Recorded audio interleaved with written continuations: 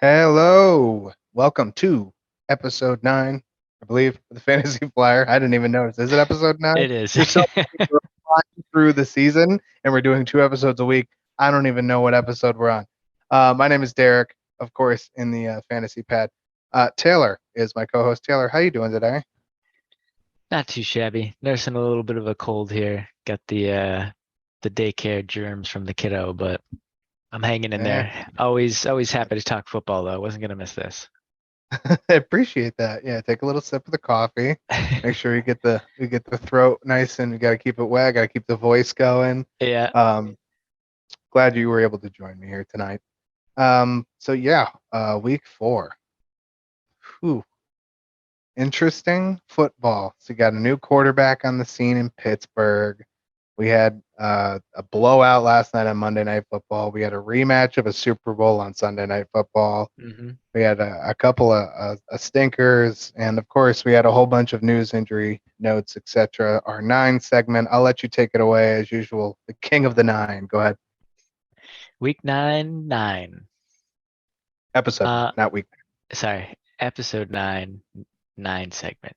That's what I was going There you for. go. Anyways, so we're just gonna focus on some of the more relevant stuff, since we'll have our other episode and we can talk about more injuries then. So not that he's been doing too much or anybody really owns him, but Andy Isabella has been waived by the Arizona Cardinals.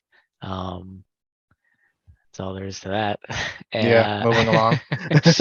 Atlanta Falcons, unfortunately, Cordell Patterson has been placed on IR due to a knee injury. It's a huge blow to a team that doesn't have a lot of bright spots right now. So that's unfortunate, mainly for your fantasy roster.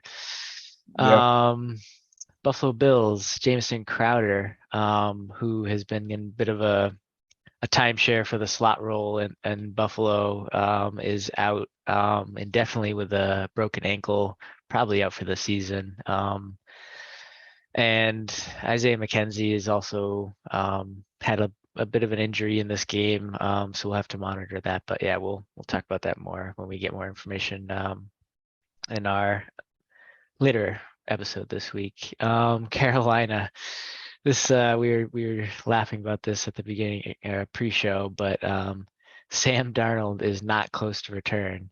So it's sort of just pointing that out because it's been a rough go for the Panthers and Baker. So it's going to be an even longer stint until or whenever Sam Darnold comes back, if he comes in.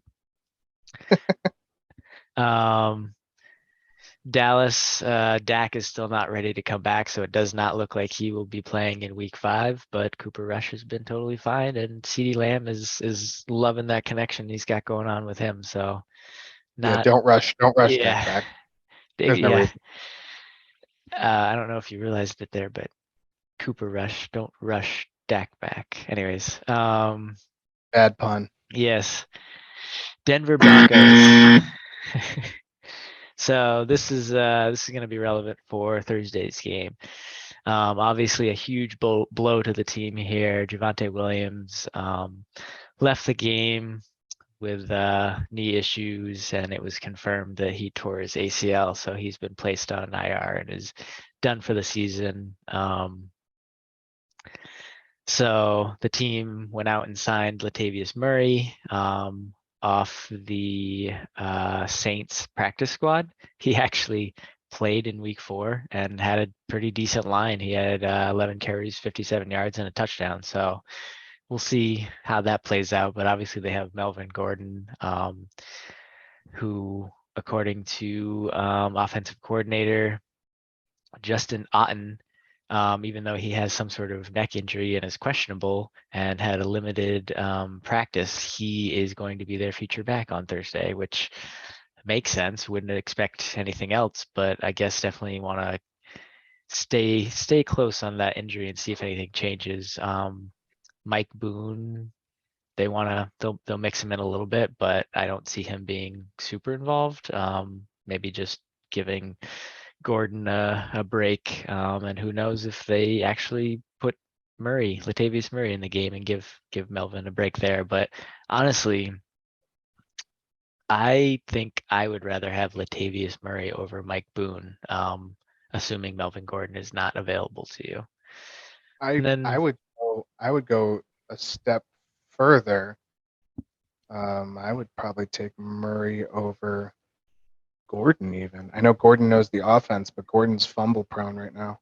yeah, no, that's a fair point. If he continues to fumble, and you may see Latavius Murray really I step I feel in. like I feel like the ceiling for Latavius might be higher in that, especially coming off the game he just played. Like they signed him for a reason. So Right. Yeah, he's clearly still got something in the tank. yeah, And the only other piece of Denver news here, Russell Wilson, his throwing shoulder, bit sore, banged up. He's questionable and had a limited practice, but according to Hackett, he doesn't believe he's in danger of missing the game on Thursday. That's all we have for Denver. Houston released Pharaoh Brown, so seems like they're honing in on the tight ends they want. Brevin Jordan, OJ Howard, and the other guy that is hurt, and I can't remember his name. Jordan Akins. Bye. Have a great time. Yeah, you're not gonna miss Pharaoh Brown. Yeah. All right, now on the other side of Thursday night's game, the only piece that's relevant, everybody else seems to be fine. Jonathan Taylor, ankle, he's questionable. He left Sunday's game versus Tennessee with a high ankle sprain, but the tests came back negative. So the word is that he could play Thursday. He definitely hasn't been ruled out, and they're obviously hopeful that he'll play, but I don't know. I I'm would. personally not. I don't think it's gonna happen, but we'll see. I don't either. I think on the short week it's a bad idea. I know he's been the Iron Man and all that stuff, but at a certain point you got to realize that it's not. I mean, let's be honest. He hasn't been beneficial enough this year yet. Keyword yet, but you can take that yet and turn it into a no if you play him through it and he gets hurt even worse. I mean, severe high. I think it's a high ankle sprain. So like, tests negative doesn't mean it don't hurt like a sun biscuit. You know what I mean? Yeah. Also, if you're the Jonathan Taylor owner, you should probably be picking up Naheem Hines on your waiver wire just in case, because he is for sure going to be the replacement for just about everything running back if Taylor misses. Also, side note, there is one piece we are missing, and that's about Shaq Leonard, who is concussed with a broken face, everything, and he is out. Yeah. So we did talk about that. Nose. Fractured nose. We forgot to add that in here. It is down at the bottom. Yeah.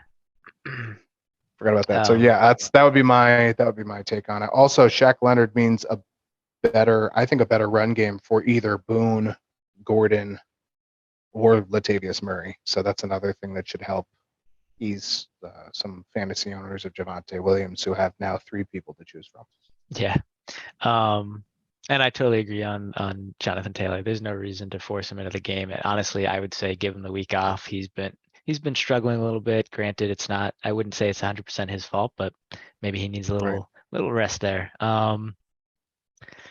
Moving on, we talked about this, but for Miami, Tua Tagovailoa he had the concussion. We didn't expect him to play this week, and yeah, he's been ruled out. And Teddy will be starting. And I guess the other thing to note there is no timetable at the moment for Tua's return.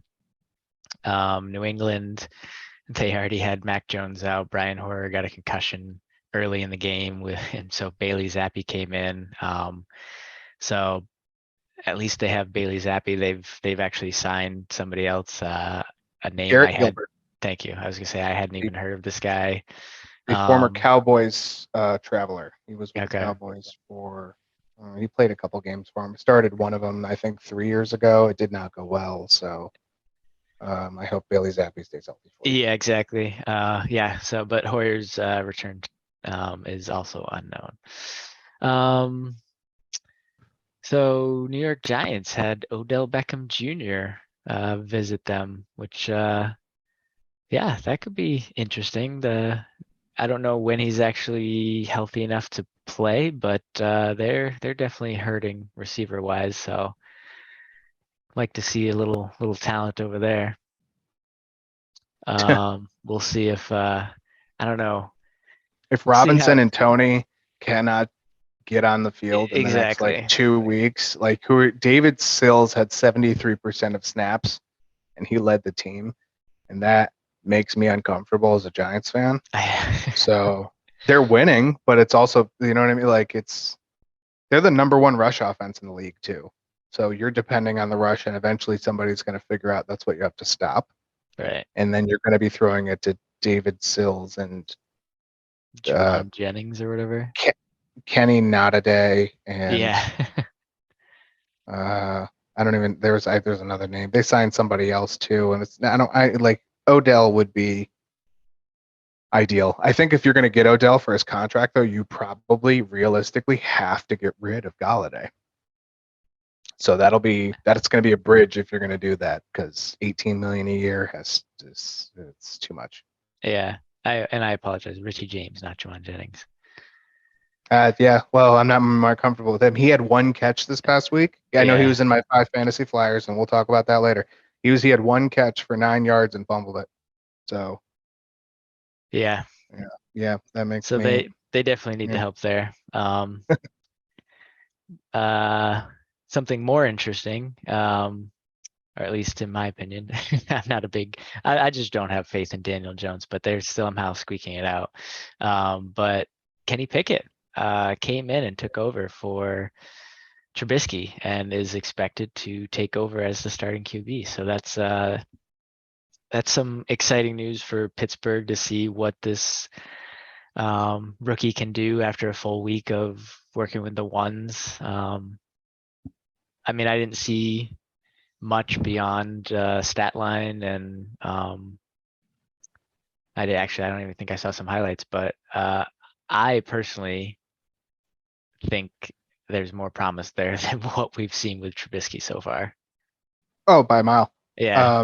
And I mean, so he came in, he was 10 for 13 and had 3 interceptions. So ball didn't hit the ground. Granted, 3 of them went to the wrong people in the wrong colored uniforms. Okay. If you watch those 3 interceptions, 2 of them go through receivers' hands. Pat Fryermuth and Chase Claypool both literally ricocheted the ball back into the air, and it gets intercepted. One of them he is 100% responsible for, and that's rookie, I guess. I don't know. The team, Tomlin said at halftime that he felt like the team needed a spark. Wasn't wrong. Trubisky had like 93 yards in the first half, and Pickett had 99. So like, might have been more than that. But yeah, Pickett came in and was absolutely, and he rushed for 2 touchdowns. He added a layer that there's something on that offense now that is a little different. So Right. I think we talked about it week 1, and I said I don't think Trubisky's long for this role. Mm-hmm. And as we eked through to week 3, and then as we got closer to week 4, it kind of seemed like it when you looked at stat lines and you looked how sluggish the offense looked. And then when you're down to the Jets with Zach Wilson, who is not playing, we'll talk about this a little bit more, only a little bit. He'll be in our Express Lane segment later, but he was not playing well, and you were still losing. So it's good to see Kenny Pickett. I'm glad Pickett's there. I don't think it's going to be like they're not going to go out and win 5 of their next 7 games. But if the offense moves a little more and the defense can stay steady, this Pittsburgh team just took a step forward. So Yeah, for sure. All right, wrapping up 9 segment here. Treylon Burks' turf toe injury is doubtful. He's honestly expected to miss multiple weeks and could be placed on IR. He exited the game and was seen leaving the locker room with a boot, so not great. Kyle Phillips may be somebody to look at if he's coming back. He's been questionable the past few weeks. And finally, Washington, Jahan Dotson hamstring, he's questionable. The quote I have here is they might keep him out a week or 2. But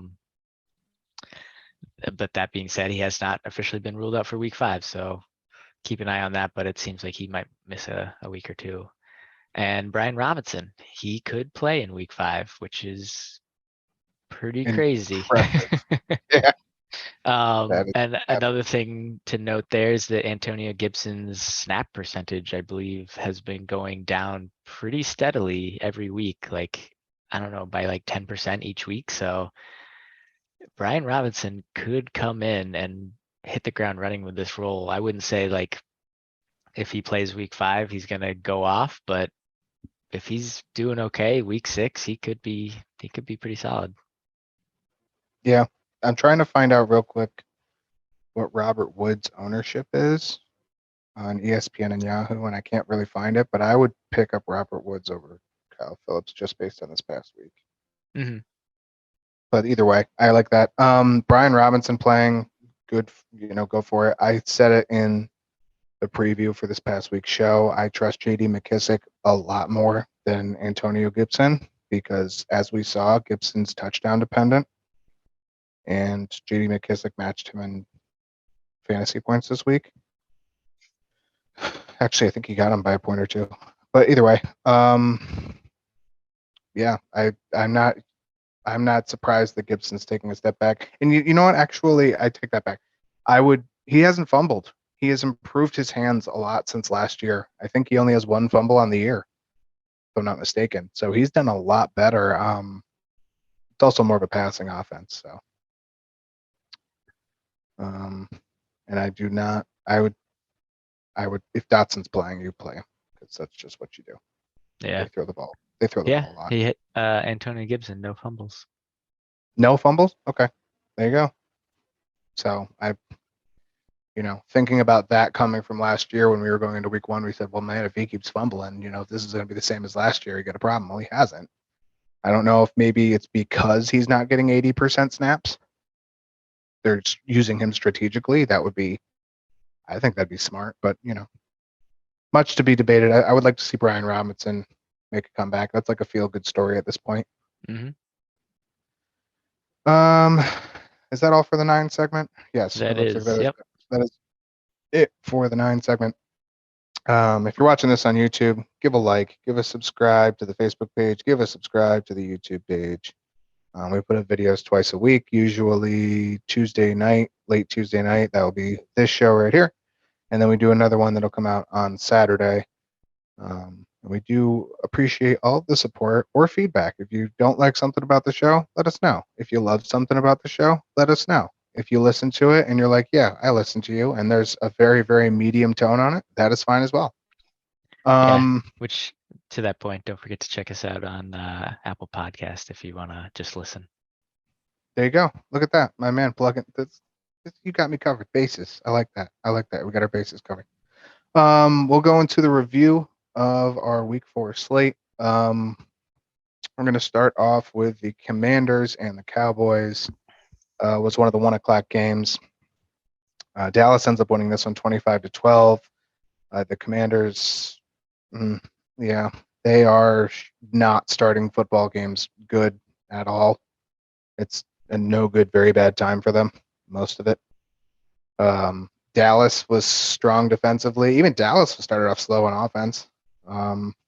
Washington punted every drive in the first quarter. So the defense was really annoying Carson Wentz.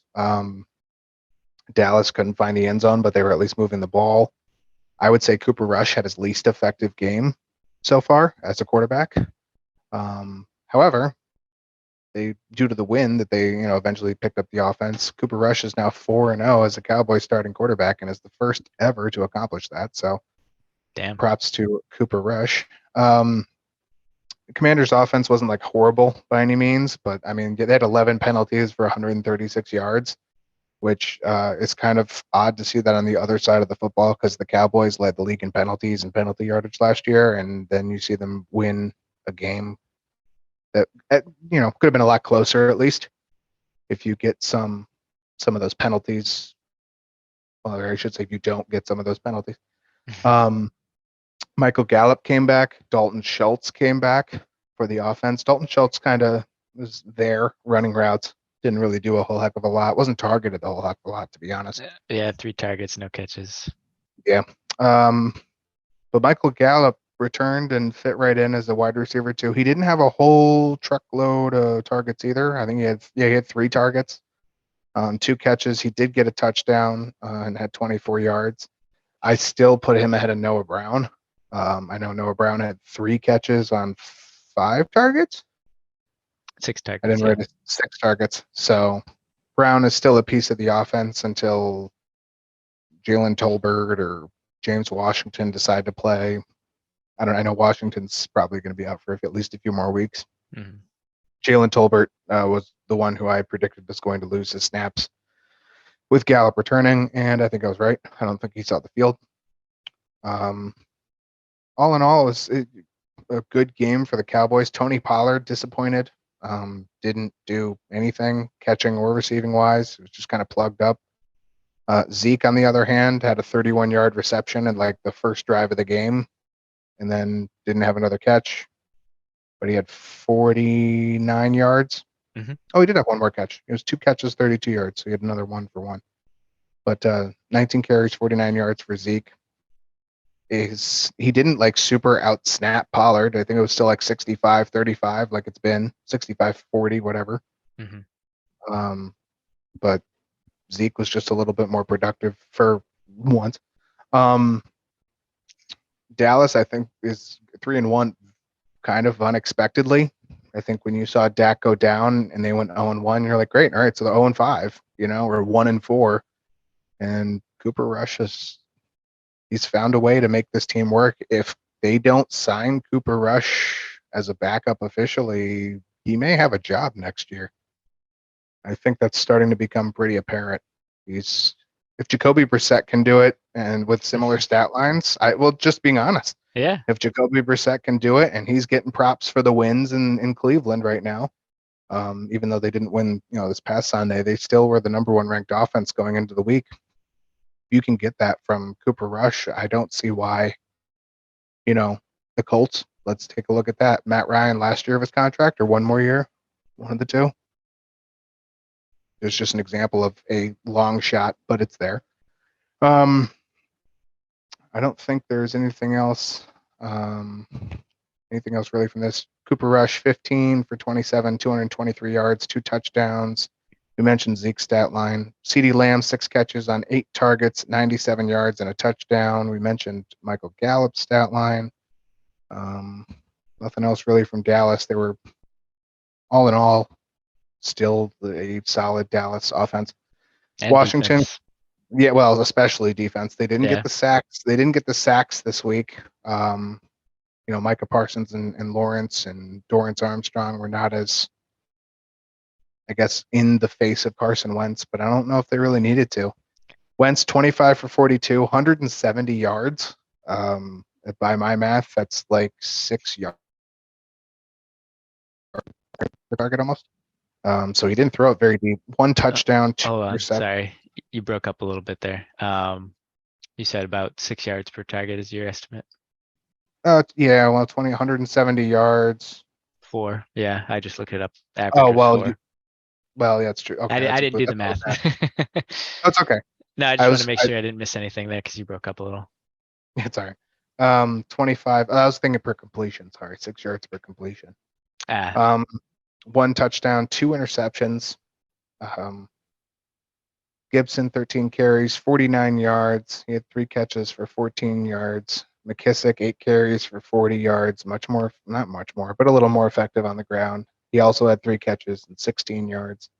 Jahan Dotson, 3 catches, 4 targets, 43 yards, and a touchdown. We talked about him being potentially out or maybe not out. We don't know. Terry McLaurin, I said fade him last week. If you didn't, shame on you. 2 catches, 15 yards. Trayvon Diggs absolutely locked him up yet again. Curtis Samuel, 4 catches on 7 targets, 38 yards. Dallas travels to Los Angeles to take on the oh-so woeful Rams. And Washington will stay at home to take on the Tennessee Titans. Any thoughts from you on this one?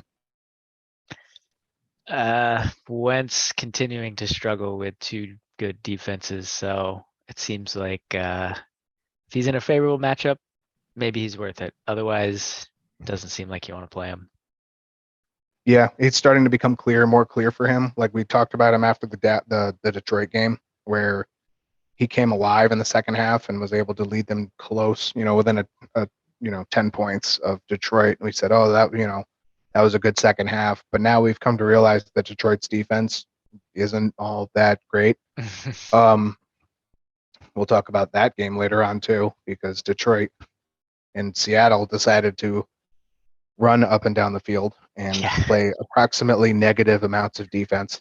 Their defensive scheme was a red carpet. Right. Yeah, I don't think Wentz, if not to say that you can't start Wentz, obviously you're going to have week 1 games, like whereas week 1 was phenomenal, really. Yeah, this was probably more towards a flop side of a game, I would say, for him.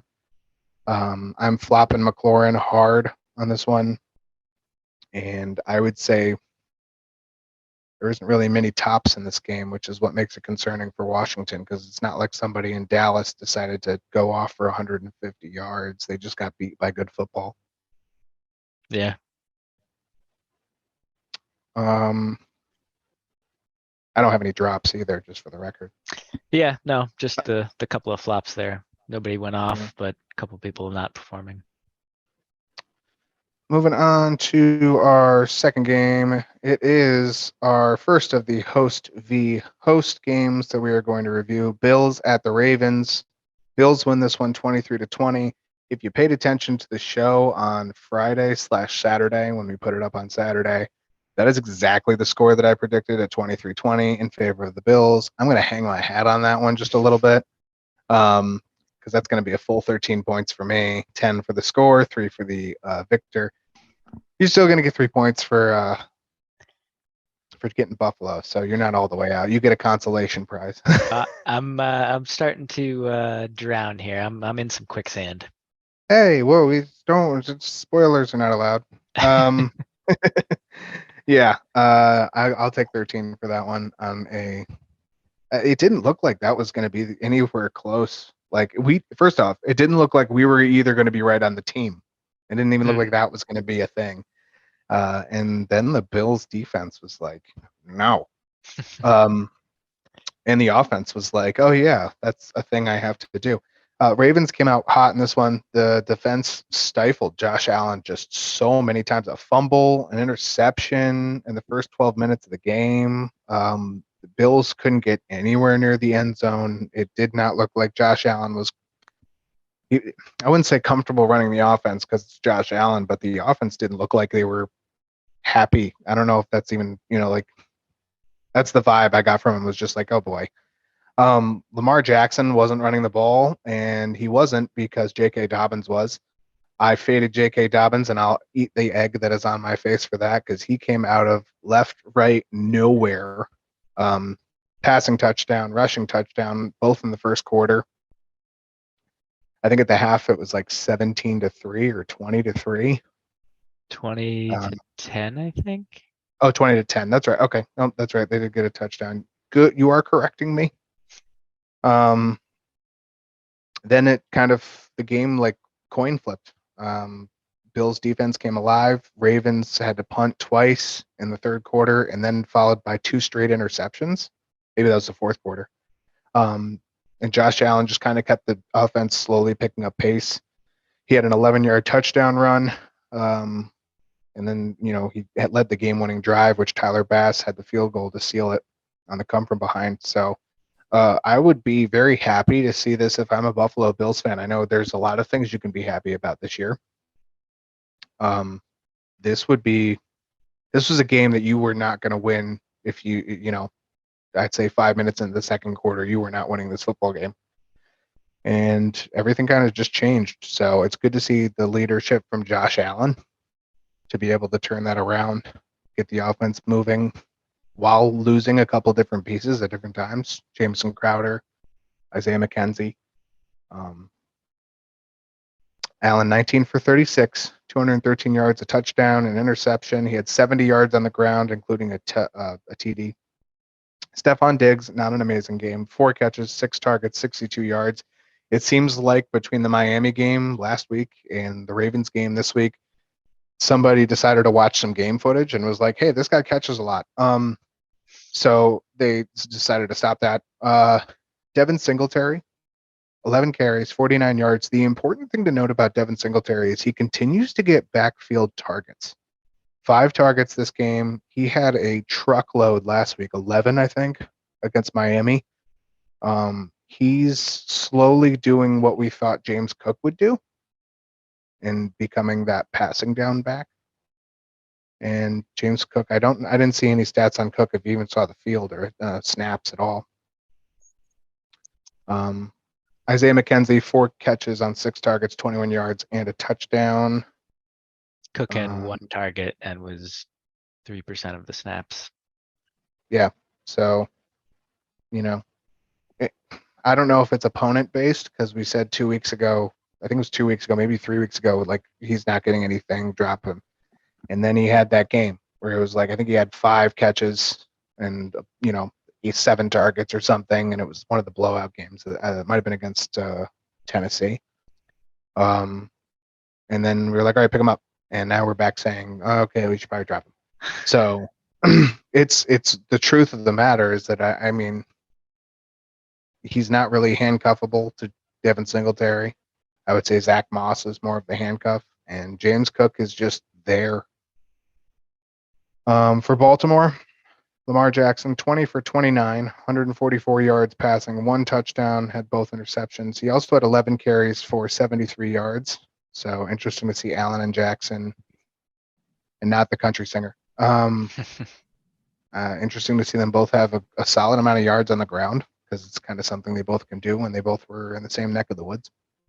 J.K. Dobbins, 41 yards on the ground with a touchdown, 4 catches on all 4 of his targets, 22 yards and a touchdown. Devin Duvernay had 4 catches on 5 targets for 51 yards. Mark Andrews, bit of a stinker. We're going to call that a big flop. 5 targets, 2 catches, 15 yards. Similar to Stephon Diggs, I think someone from Buffalo was like, hey, this guy's pretty good. And they locked him down. So it seems like that was like 2 plans. And without the 2 main players, I mean, if you take Mark Andrews out and you take Stephon Diggs out from their respective teams, I have more faith in Buffalo.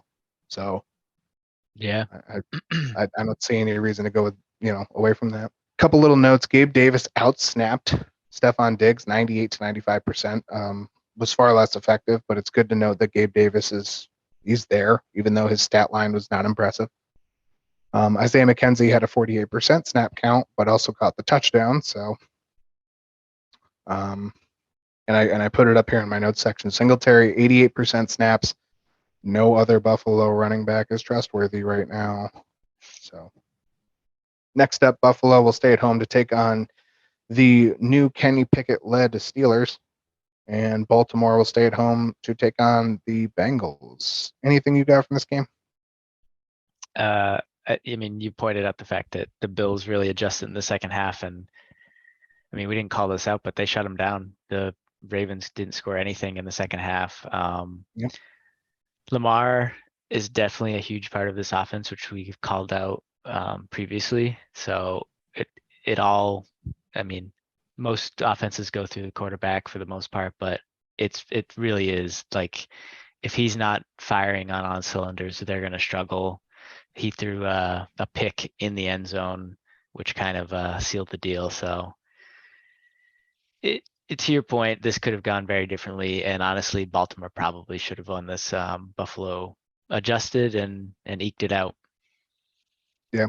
And when you, like I said, add on to the point of what I said about shutting down Mark Andrews, if you're maintaining a solid, I won't say you shut down Lamar Jackson because you can't, but when you can contain him to a certain niche of his and it's not involving Mark Andrews, that offense seems to halt. It's not the first time we've really seen that this year.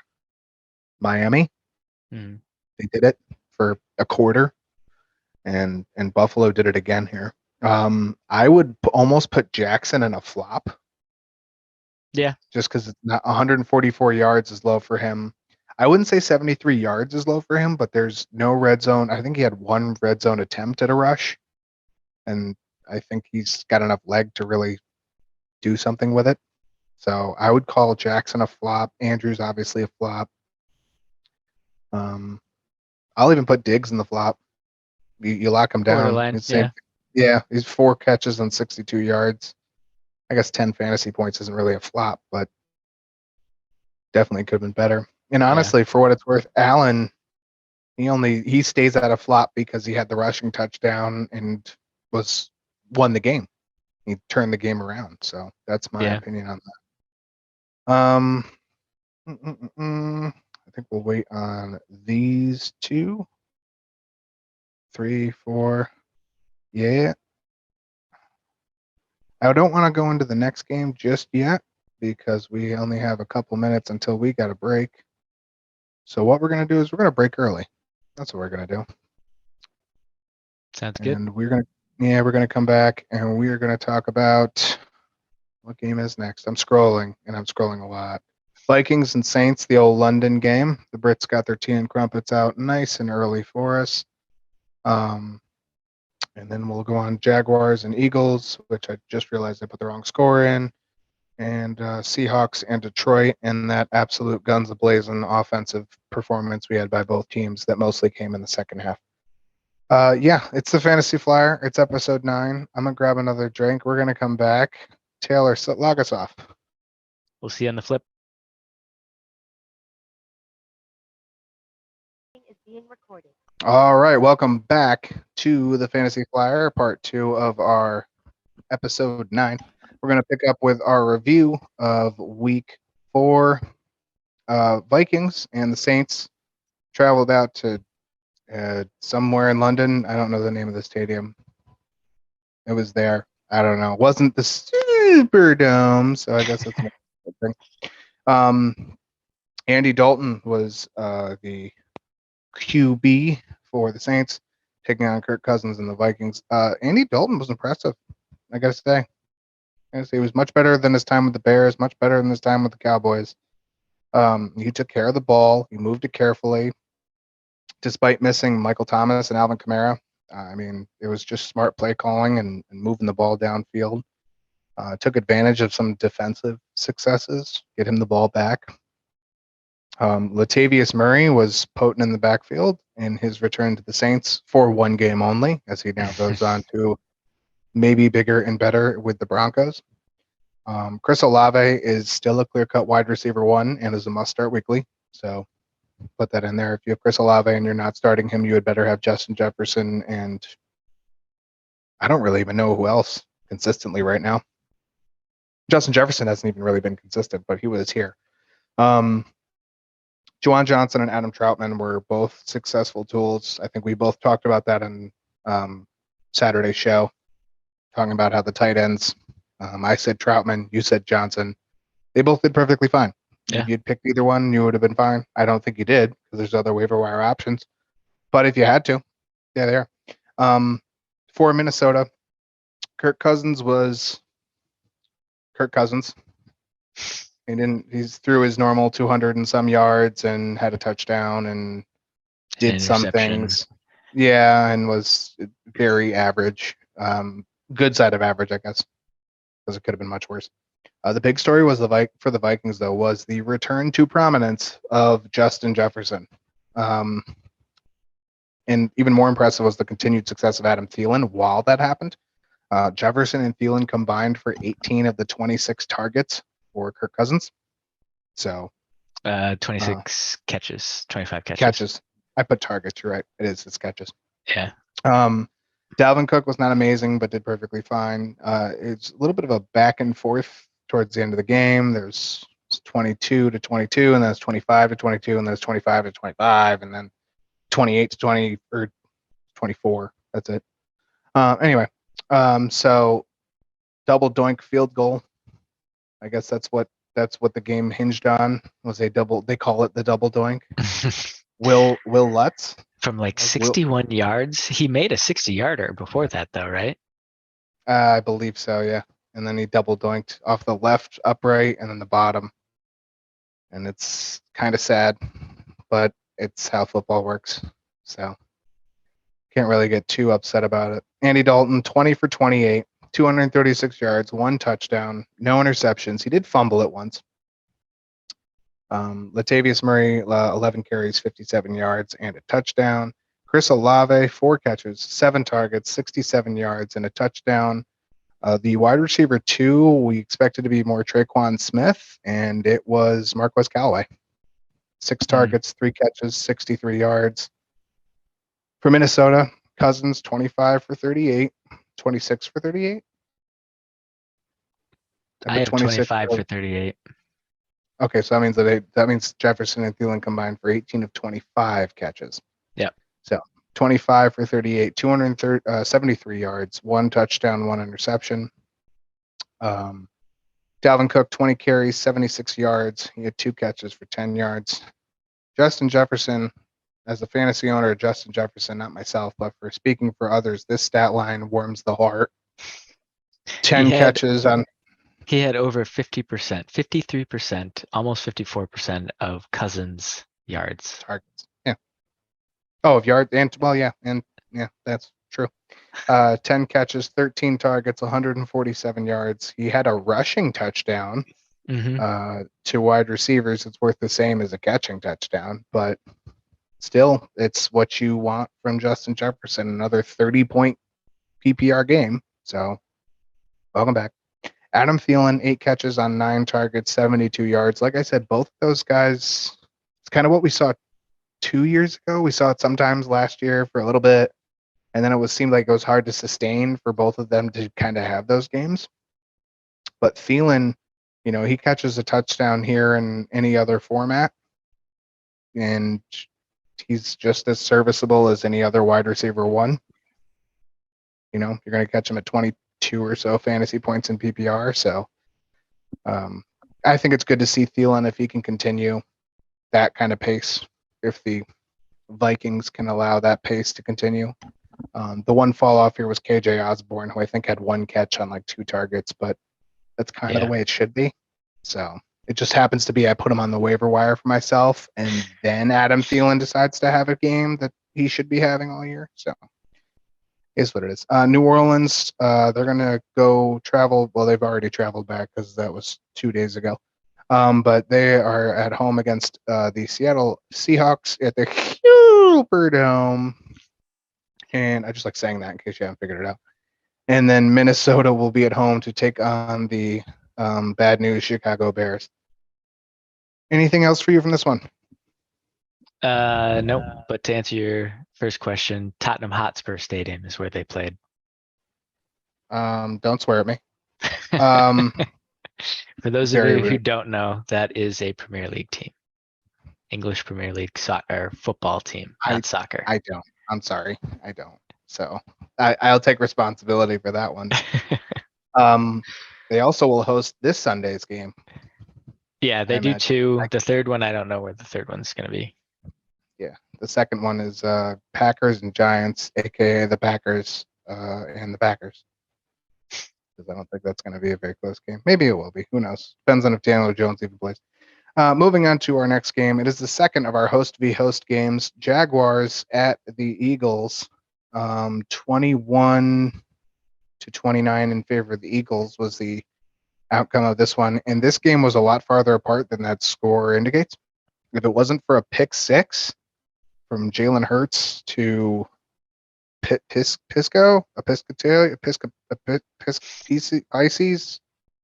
he's a rookie. That's all I know. You're about to pop up with some name, and I'm gonna be like, yeah, that sounds about right. Trying to keep the play alive, and now he's dead. I'm very dead on that one. I would say Andre Cisco. Andre Cisco. Okay, sounds like a rapper. For whoever's the SoundCloud rapper, Andre Cisco, shouts out to you. Yeah, without that pick 6 to him, this is what you could probably assume 32-14. You can probably safely say that at least 14 for the Jaguars. The Eagles were dominant in this game, and I'll just put it out there. Trevor Lawrence couldn't get much of anything going. If it wasn't for is it Jamal Agnew? Yeah. Jamal Agnew, this receiving game was atrocious. But both the running game was nothing, which I think it's the first time this year we've seen both Travis Etienne and James Robinson just be stopped up for most of it. Not unusable, but not as productive. Jaguars had that pick six, and the Eagles kind of found their way with, like, especially red zone running. Miles Sanders by far had his best game this year. He also had 27 carries. I mean, that'll do it. Yeah. I think he only got out carried by Josh Jacobs this week. So Damn. just to get a little point of view, yeah, Josh Jacobs at 28. Jacksonville just couldn't steady the ship from the second quarter on. Lawrence was pressured. He had 4 fumbles and all 4 were lost. So sad panda for that. This kind of stood out to me as a Philadelphia defense game. Jalen Hurts did not throw a touchdown. He only had 204 yards throwing, and they won because of their rush. 3 rushing touchdowns. Jalen Hurts did have a rush touchdown. Sanders had 2. 4 rushing touchdowns. Hurts got a rushing touchdown. I just said Hurts got a rushing touchdown. Who's the other one? Oh, Gainwell got 1. Sanders got 2. Hurts got 1. Gainwell. I watched that too. How did I forget Kenny Gainwell got 1? Probably because he had like 13% snaps or something. Don't fact check that. I don't know how many it is. AJ Brown, 5 catches on 7 targets, 95 yards. We mentioned Sanders, 134 yards on the ground, 2 touchdowns. He had 2 catches for 22 yards. Big game for Miles Sanders. You like to see it after last year's who's going to start this week. Right. Who's going to play well this week? Because it's probably not going to be the person who's starting. Dallas Goedert, 5 catches, 6 targets, 72 yards. Sanders is the top for me. Hurts is a flop, but I am going to not flop him at the same time because they still won. So, like, it's a flop statistically, but it's not a flop because he won. I don't know. Yeah. I think I'm gonna start developing that rule. Like, if you win the game but you play bad, I'm just gonna call you a blank and not a flop, because you can't really flop if your team won. Like, that's the overall. We've said it so many times. Football is a results-based sport, and that's the result you want. So. Yeah, without the rushing touchdown from him, this very much would have been a flop.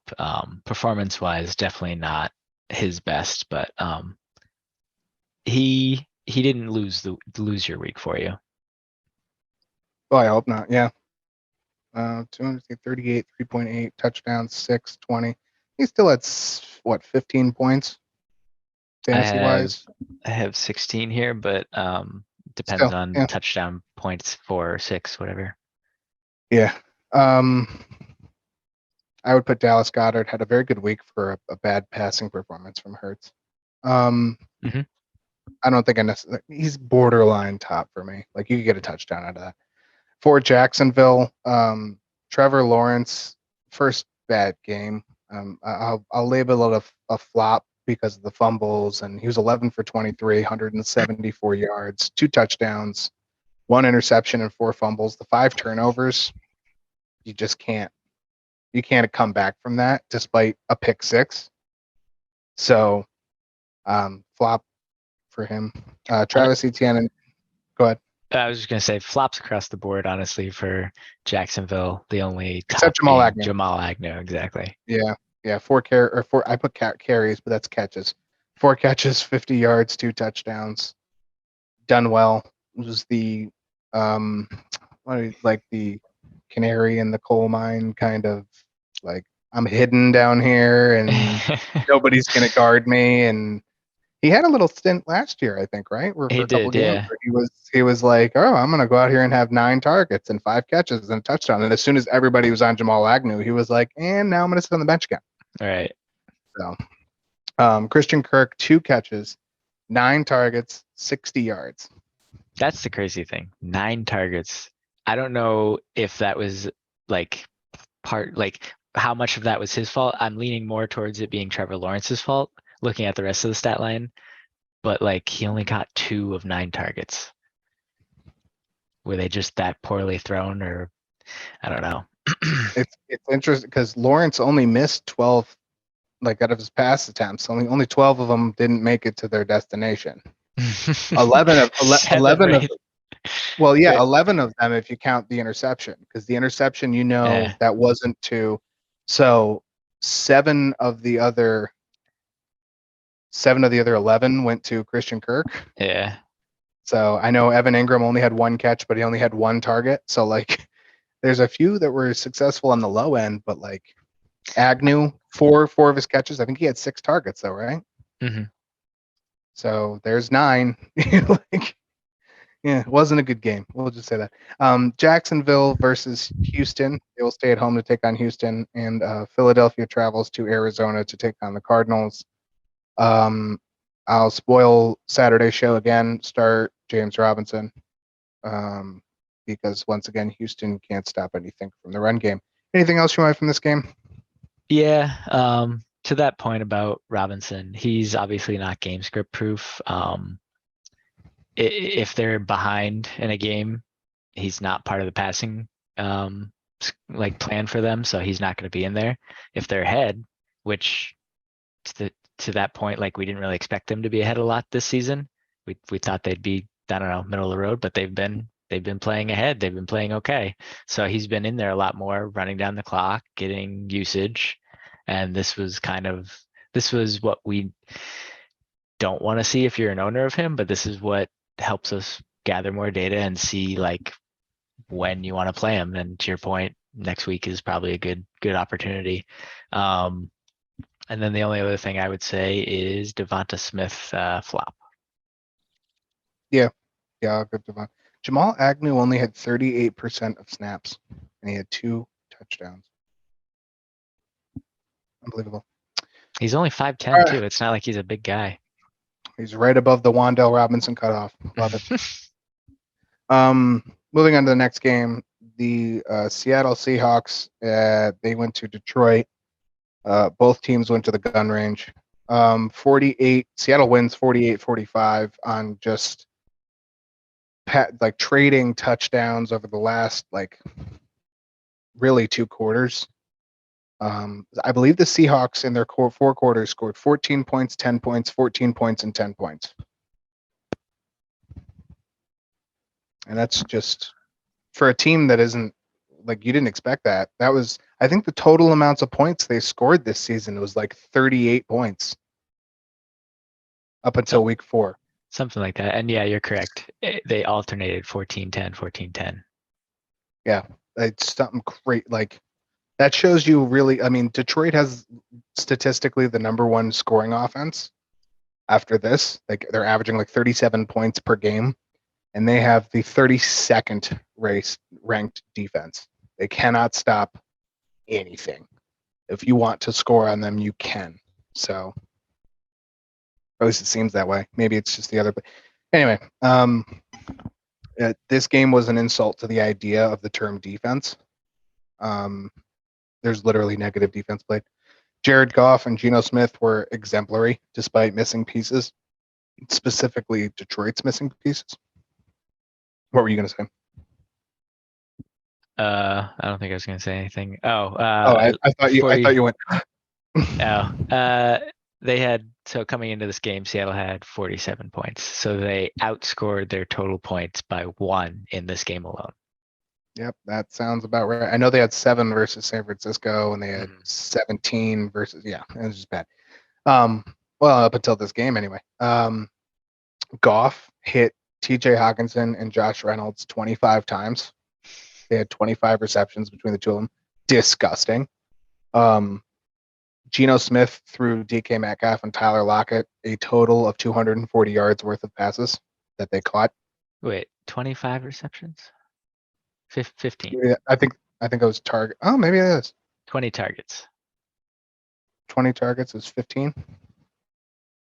Yeah, I don't know, because Goff only had 26 catches. That's okay. That's why there's 2 of us. Nope, that's right, because you could back me up there. Yeah, DK Metcalf and Tyler Lockett combined for 240 yards.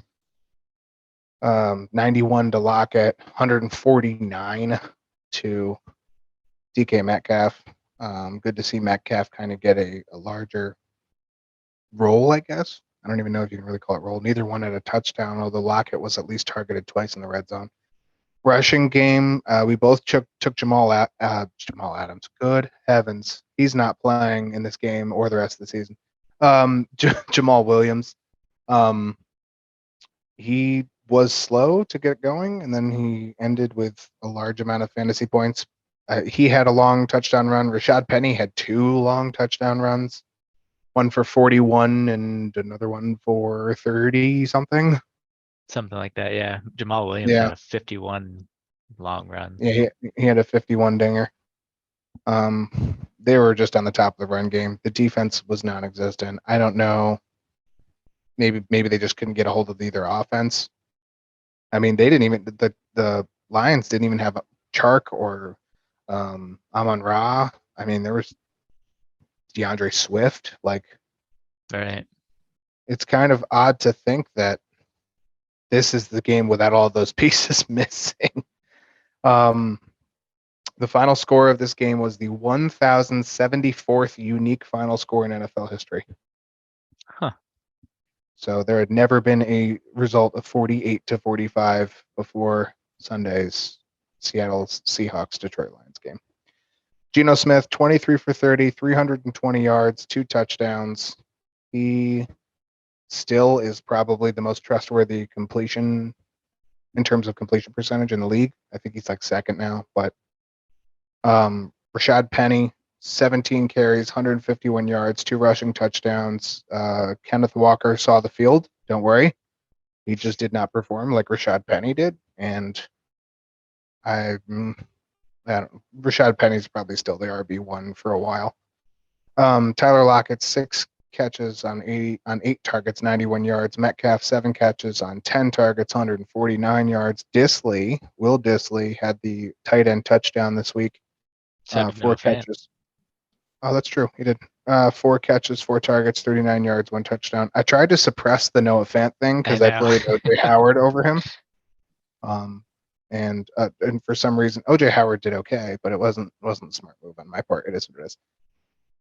Detroit, on the other hand, Jared Goff, 26 for 39, 378 yards, 4 touchdowns. He did throw a pick. Jamal Williams, 108 yards, 2 touchdowns. TJ Hawkinson, 8 catches on 12 targets, 179 yards, 2 touchdowns. Josh Reynolds, 7 catches, 8 targets, 81 yards, 1 touchdown. I don't know why I wrote 25 now that I wrote the stats right below it. So it is what it is. Just give myself that. Next up, Seattle is going to, I get to say it again, the Superdome to take on the Saints. Detroit travels to New England to take on the Patriots, what I predict will be the first real tough defensive matchup for the Lions. Anything else from this, gun show, shoot off fest, scoring, whatever? I mean, if you have any good offensive pieces playing, Detroit especially, but either of these teams in the future, fire them up. And then also Will Dissly has had a touchdown every week except I think it was week 2. Yeah, he is on the. I've added him to the waiver, which we'll talk about more of the waivers later. But let him go. Take him, I should say. I don't know why I said let him go. Don't let him go. Pick him up. Next, Patriots and the Packers. This is the third and final of our host v host game. Looks like the Pats kind of made a game of it, surprisingly. I mean, did you watch the actual highlights of this? I know you're more of the Patriots fan than me. I'm out here not watching Patriots games when they don't have Mac Jones. I don't like watching them when Mac Jones starts. So just for the record. I watched some of it while I was doing some dishes and whatnot. Obviously the injury to Hoyer, the concussion to Hoyer. I'm sure a lot of people, Pats fans or even people in general, are like, oh well, this game's about to go to crap. Even though, I mean, Hoyer, it was early on, he didn't get to do too much. But Zappe, I mean, it was clear he didn't know the offense that well. He definitely threw some balls on the ground. He wasn't spectacular by any means, but he was totally fine for being a third string quarterback thrown in to a game that honestly, like I can't imagine that anybody expected this guy to play at all this year. So they definitely made a game of it. I mean, it went into OT. The Patriots, definitely thanks to their defense, started to get they went into the lead after sometime in the third quarter. The Packers kind of lulled for a bit and then brought it back and almost won it late in the game with a touchdown throw or attempt, I should say, to Romeo Dubs, right? It's not Dobbs, it's Dubs. So it's clear that Rodgers I think it's Dubs, is developing and starting to trust him. So Lazard and Dubs are Rodgers' two wide receiving options going forward. Not to say that Christian Watson is out of it, but he's still working on developing that rapport with Rodgers, and they're kind of getting him involved in different ways right now. So yeah, it was a more exciting game than I expected for sure. And even at the beginning of the game when Hoyer came out, yeah, I'll say it again. In Bill We Trust, they've managed to be in a lot of close games. And yeah, they're 1-3, but a couple things go differently in their favor, and they could have a winning record right now. It's amazing how a coach can make that much of a difference if you organize plays efficiently, and you've been doing it for 23 years. 22, 23, one of the two. Something like that, yeah. Zappy, 10 for 15, 99 yards and a touchdown. Damian Harris, 18 carries, 86 yards and a touchdown. Ramondre had 14 carries, 66 yards, had 4 receptions, 23 yards in the air. Devontae Parker had a touchdown in the air on only 2 catches. For Green Bay, Aaron Rodgers, 21 for 35, 251 yards, 2 touchdowns, 1 interception, which was more of a miscommunication, it seemed like, between the wide receiver and him. I don't remember which wide receiver it was, but I remember watching the interception. Aaron Jones, 16 carries, 110 yards, 3 catches, 5 yards. Much to your chagrin, no touchdowns. Yeah. He had a really good stat line minus that no touchdown thing. AJ Dillon, 73 yards on the ground. Alan Lazard, 6 catches, 8 targets, 116 yards. Another, if he's on your waiver wire, which he really shouldn't be, but if he is, pick him up.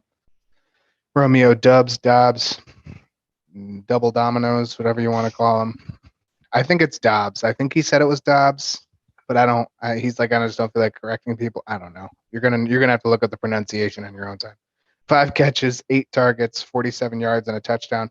The 8 targets is interesting because if he can sustain 8 targets, he is absolutely rosterable. Yeah. New England will host Detroit next week. Green Bay is on their way to London at Tottenham Wigan Stadium or whatever you said it was We'll to take on the with Giants. that. Yeah, I like that better.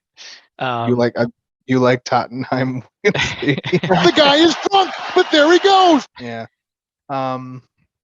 Moving on to our next game, Chargers and the Texans. Chargers, it looked like this game was going to be theirs from the start. Herbert and Mike Williams connected many times throughout the afternoon.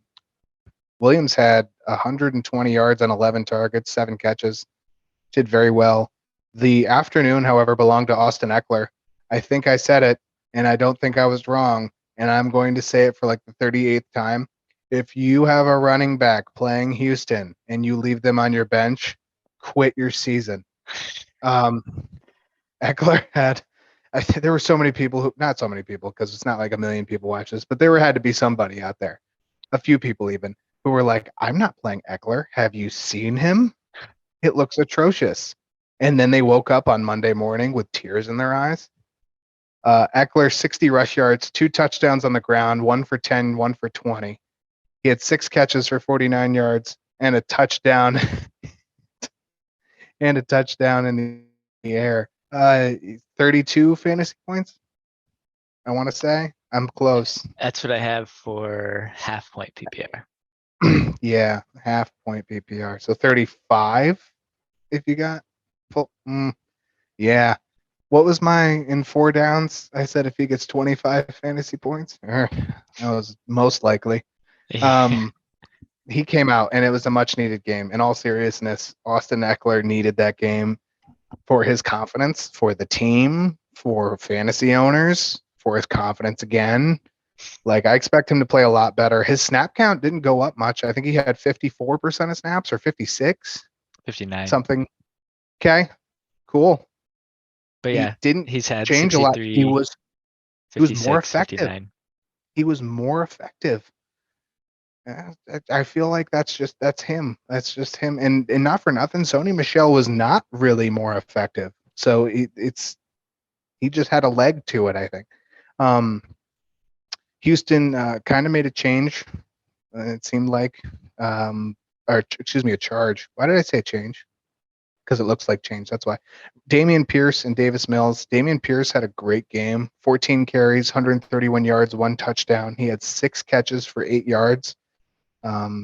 Important to note, he had 6 catches. They're using him in the pass game. He was the only person to run the ball. I cannot speak right now. Burke had 5 catches on 5 targets, 39 yards. He did have a catching touchdown. I'm having a rough time of it over here. Brandon Cooks, 7 targets, caught all 7 of them, 57 yards and a touchdown. And Houston kind of made a comeback in the second half, more or less. It wasn't the second quarter. Started at the end of the second, kind of. But they made it a game. It was, I want to say it was 17-24, and then the Chargers had another touchdown in the fourth quarter. Gerald Everett, 5 catches for 61 yards, 6 targets, had a touchdown. I mentioned Mike Williams' stat line. Herbert was 27 for 39, 340 yards, 2 touchdowns. I'm going to go to bed. Like, this is just getting bad. I can't even say anything. The Chargers will go to Cleveland to take on the Browns. Houston will play Jacksonville. Anything from this game that you have to say? Hopefully a lot better than what I just stumbled over 6 to 8 times. Nico Collins went from being in like the 68% snap rate to 79%. So a jump up there for him. He also, target wise, not really much change, but did a lot with his targets. He had 82 yards for 3 catches. So I don't necessarily know that means like anything in terms of he's going to do more with them on average, but it seems like at least snap percentage wise, that's trending in the right direction for him, which they need somebody out there besides Brandon Cooks. And now that they have Dameon Pierce really kicking it into high gear and getting a lot of usage, they seem to have for what their offense is, a somewhat balanced attack. But I mean, they're still not a phenomenal offense with the way that Mills is kind of middle of the road. Yeah, there's opportunity with that Right. offense. That's the way I look at it, and you Yep. can see it. Pierce has soaked it up. Cooks is hit and miss. Nico Collins is a perfect example. So next year, maybe a couple extra pieces. Mm-hmm. Moving on to another game, Broncos at the Raiders. Raiders win this one 32-23. Oh, real quick, Eckler, super top. Cooks, unmentionable. Pierce, I'll put it as the top. I don't really have any flops for this one, for that last game. Yeah. I don't see any that was really flop worthy. Mike Williams, maybe I'd say that's kind of a top. Like if Keenan's in there, he's not going to play like this. Facts. Anyway, Broncos Raiders. Raiders win this one 32-23. The Broncos just continue to have issues on defense. I can't really like Jewell. That's his name, Josie Jewell. Their linebacker. I think I'm saying it right. He's good. Like, I'm impressed that they don't have more sacks, more stops, more tackles for loss. He's a good linebacker, and they just don't seem to stop anything. I don't know. This looks like a very promising team, maybe towards the middle and end of this year. But Russell Wilson was more improved and he was accurate. He converted more in the red zone. If anyone read my security check, that's one of the biggest knocks that I have. He had 0 red zone touchdowns going into this game. 0, none, zilch, nada. That used to be one of his like best areas, and he's like not. The Raiders were running the ball all over the Broncos, and the Broncos were kind of returning fire until Javonte Williams left. Sad. Not rest in peace. Rest in peace his fantasy season. We'll say that. Yeah. But Josh Jacobs was able to kind of alleviate pressure on Devontae Adams and Derek Carr. He reestablished his presence in fantasy lineups. As for the Broncos, Russell, he got to, Max Crosby got to him a couple times.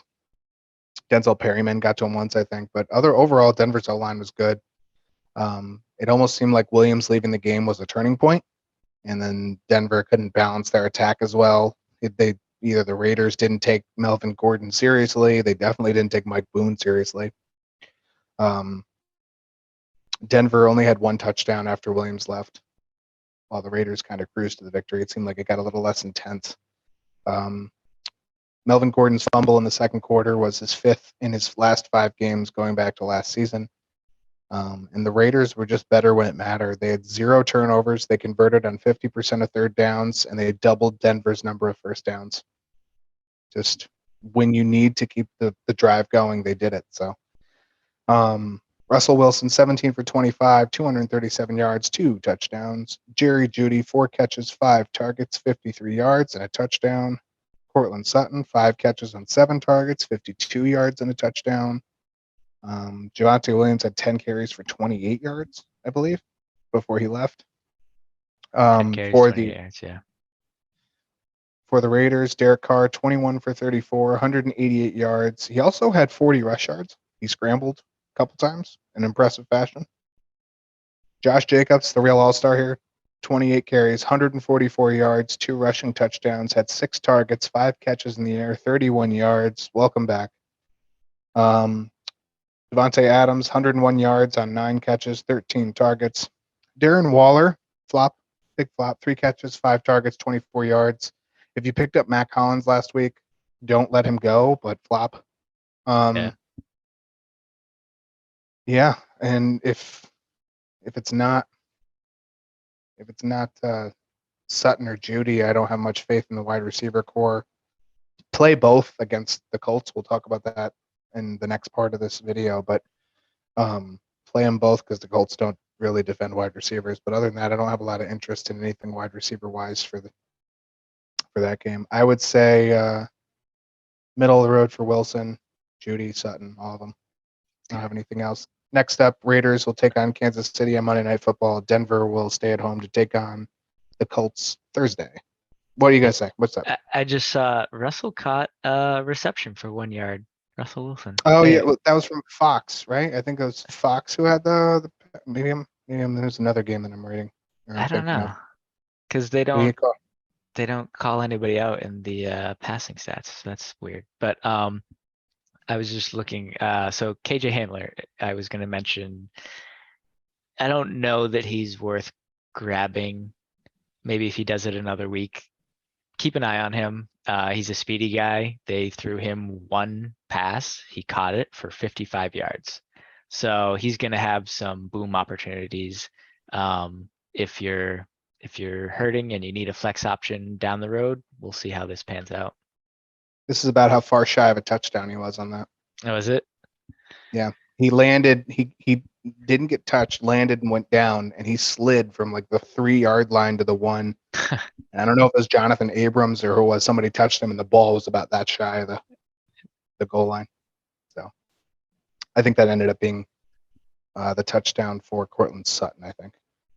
So either way, we're going to take another break here. We're going to come back for the final part 3 of episode 9. We are going to go over the Sunday night and Monday night football games. We're going to hit our express lane for some quick catch-ups on the other games that we don't really have time to talk about. We're going to talk about Thursday night football real quick, and we're going to also have little bit of a more time for our top flop drop waiver game. More of a waiver game. It's not really top flop drop. We've been doing that. But moving along. We'll see you on the other side. Taylor, sign us off again.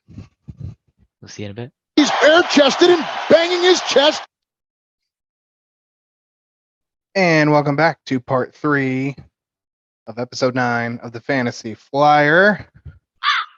Gonna give us a little bird action right here just to chill out for a minute. Sunday night football game. We'll keep going with our week 3 review. Buccaneers and the Chiefs. I put this in Kansas City. I think this was in Tampa Bay, was it not? Yeah, it was in Tampa Bay. Why did I put it in Kansas? No. Okay. Let's try that again.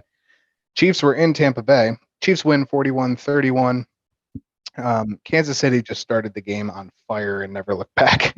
I believe they won the coin toss and deferred, and they kicked off, and it was run to the 25-yard line, and then it was fumbled, and they returned it. And 46 seconds into the game, Travis Kelce caught a touchdown pass for 16 yards from Patrick Mahomes. So they ended up with the ball basically both the first possession on both halves. Never really stopped. Mahomes scrambled when he needed to. He threw the ball. I mean, he made an amazing pass to Clyde Edwards-Helaire in the red zone from he was pressured and he scrambled out to the right and he's like, oh, maybe I can run it in from the 10-yard line. And as he approached the line of scrimmage, which was the 2-yard line, the defense came out of the end zone and he magic flipped it to Clyde Edwards-Helaire's the only catch of the night, and it was a 2-yard touchdown, and it counts as a pass, even though it was, I don't know how he got it there. More Patrick Mahomes crap. He was great. Let's put it that way. Clyde Edwards-Helaire had his first real RB1 game of the season. Mm-hmm. We've seen his snaps be very divided. It was not as divided. If anything, we saw McKinnon take a huge step back and Pacheco kind of soak up a little bit of that, and the rest of it went to Clyde. So Tampa Bay, on the other hand, kind of started slow after they finally got the ball. Their receiving core was back. Mike Evans was back. Julio Jones was back. Chris Godwin was back. Russell Gage was still there, just not as prominent. Brady was accurate for most of the day, but the offense just wasn't really moving. They did not rush the ball once they realized it wasn't going to work. Mike Evans and Godwin, they require the defense to kind of refrain from packing the box, and that can help them get downfield at a lot of times. And it didn't really matter. As far as Leonard Fournette, they did not have any sense of success with him on the ground game. He had a good receiving game. Yeah, had a receiving touchdown. I was kind of surprised by that. Yeah, well, we pointed that out last week. If you when they were all out and you had Russell Gage, we said, hey, why don't you have Leonard Fournette. You taught the guy right there that he can catch a ball. Tom Brady worked with him, and they weren't really doing it the first 2 weeks. Last week they kind of did it. This week it showed its face even more. KC kind of, by taking away the run game, forcing the pass to kind of carve its way around the secondary, which had its ups and downs. But Tampa Bay ended up only rushing the ball for six times throughout the night, and I want to say they were had 0 yards. They were very close to it. I know Rachaad White rushed 3 times and was negative yards. Other way around. Rachaad White rushed 3 times for 6 yards. Leonard Fournette rushed 3 times for negative 3 yards. So, yeah. Okay, so on 6, so they had 3 total yards. 3 total yards on 6 attempts. Yeah, that was not didn't work out. I mentioned this to you earlier. They did a lot of tackling. The Tampa Bay defense did. Devin White, Mike Edwards, Keanu O'Neal, and Levante David combined for 40 tackles. In comparison, the Eagles had 44 all game this week. So they were just about as good as the Eagles defense. So Mahomes, 23 for 37, 249 yards, 3 touchdowns. He did have a late interception. He also scrambled for 28 yards, 23 yards. 34. Sure. Okay. In the ballpark. Clyde Edwards-Helaire, 19 carries, 92 yards, touchdown on the ground. Had that lone catch for a touchdown in the end zone. Big game fantasy-wise for him. I would not. I mean, you want to play him, but Isaiah Pacheco is slowly creeping into the picture. He looked very good. Definitely took snaps away from McKinnon. He had 11 carries for 63 yards, and I'm interested to see how they handle the Pacheco. I think it really should be Clyde Edwards and Pacheco going forward, in my opinion. Yeah, this was definitely a top for CEH, but Isaiah Pacheco getting more involved, which I think is a good thing for Kansas City's offense. Obviously not if you're a Clyde owner. But I'm just trying to pull up the percentage, snap percentage. It's like 20, 21 for 21. Yeah, for Pacheco, and like 56 for CEH. But Pacheco, I mean, he had 9 and 8, so he over doubled his snap percentage. And it's not like it was garbage time like week 1. Obviously, it was a somewhat close game towards the end here. Once Brady got going, 41-31. They needed, they needed to keep it out of the reach. You're right. Yeah, right. So yeah, but the point being, it's like it's not that Pacheco was being used in garbage time. He was actually being used, and it was part of the game plan. Yeah, I think they should give him just a little bit more, even so, from where he's at for snaps. But Travis Kelce, 9 catches, 92 yards, and a touchdown. Juju had 8 targets, 5 catches, 46 yards. Good to see him be second on the team in targets with 8. For Tampa Bay, Brady, 39 for 52, 385 yards, 3 touchdowns. Not a bad fantasy game at all. Not going to sniffle at it at once. Mike Evans, 8 catches, 10 targets, 103 yards, 2 touchdowns. Welcome back. Much missed. Chris Godwin, 7 catches, 10 targets, 59 yards. Welcome back. Much missed. Leonard Fournette, 7 targets, caught all 7, 57 yards, at a touchdown. Thank you.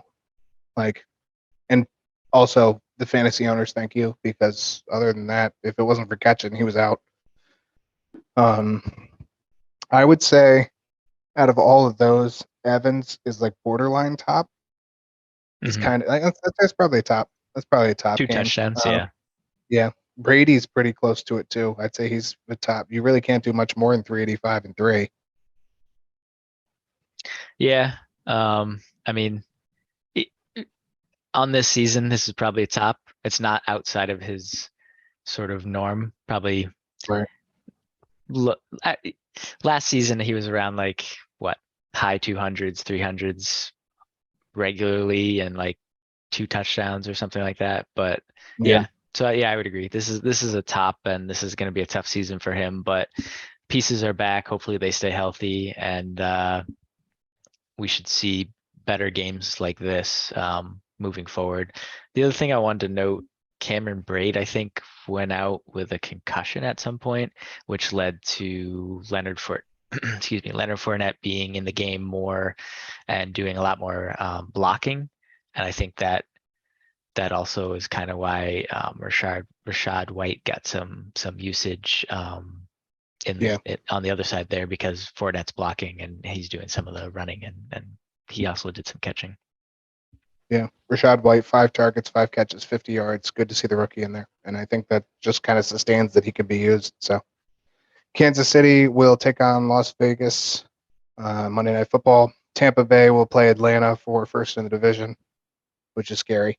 Monday Night Football, Rams and the 49ers. This was not a good. Okay, it was an okay game to watch for like a quarter, and then it was just not good. Like, I will say it again: the NFC West looks like a fart in the wind. Just not good. Not as good as it was. I guess they're good, but every team in that division is 2-2 right now. I just want to point that out. They're all tied. So, Rams were looking mostly atrocious. Stafford looked uncomfortable throwing to anyone whose last name isn't Cup. Yeah. Cam Akers and Darrell Henderson couldn't get traction when running. It really seems like Cooper Kupp is being forced to carry that team. Stafford had no touchdowns in this game. He threw a pick 6. It wasn't just not swell. He's not having a good time, bro. Jimmy G, on the other hand, he always seems to kind of step up versus the Rams. I mean, that's just the easiest way to say it. He's more accurate. He's more concise. He runs the offense better. Jeff Wilson, if you picked him up within the last 2 weeks on your waiver wire, boy, were you happy after this game.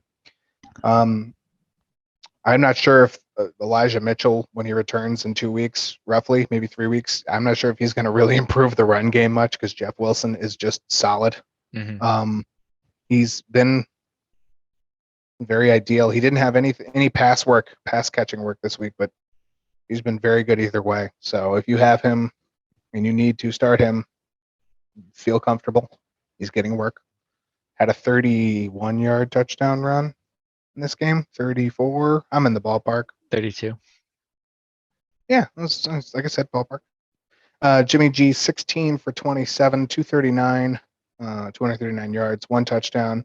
That 1 touchdown went to Debo. 6 catches, 115 yards. It was a 54-yard touchdown pass that Debo Samuel just outran the secondary. 57. 57. Jeff Wilson, 74 yards on the ground and the touchdown. George Kittle, slow start from the return. This is his second game back. 2 catches on 4 targets, 24 yards. Give it time. He's still elite. Don't lose your patience. Honestly, I would trust him more than Darren Waller right now. For the Rams, Stafford, 32 for 48, 254 yards. That horrible pick 6. Henderson had some yards. I don't even know why I wrote him down. Cooper Kupp, 14 catches, 19 targets, 122 yards. Tyler Higbee, 10 catches, 14 targets, 73 yards. Important to note, he was the short game. Those two are the offense. That's it. That is 33 of the 48 targets. 33 of the 48 pass attempts went to a man named Higbee or Kupp. So, Allen Robinson, 2 catches, 6 targets, 7 yards. I said it last week. If there is any waiver wire, take a shot somewhere else. Take KJ Hamler. Perfect. I have more faith.